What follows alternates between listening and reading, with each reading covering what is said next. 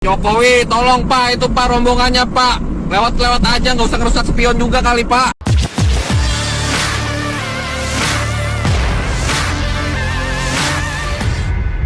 Ramai beredar video anggota pasukan pengamanan presiden atau Pas Pampres memecahkan kaca spion pengendara mobil di tol. Video itu ramai beredar di Instagram. Salah satunya diunggah akun @romansa supir truk pada 26 Desember 2021. Dalam video tersebut memperlihatkan pengemudi mobil tengah berkendara di jalan tol.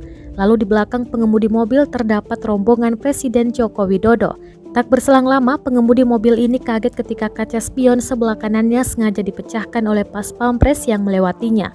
Sontak saja, unggahan video tersebut memantik perhatian warganet.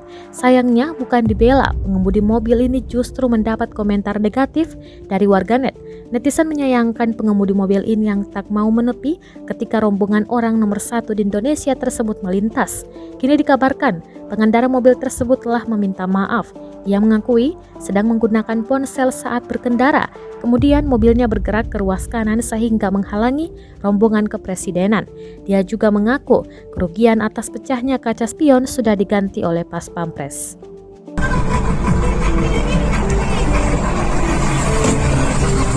Pak Jokowi, tolong Pak, itu Pak rombongannya Pak. Lewat-lewat aja, nggak usah ngerusak spion juga kali Pak.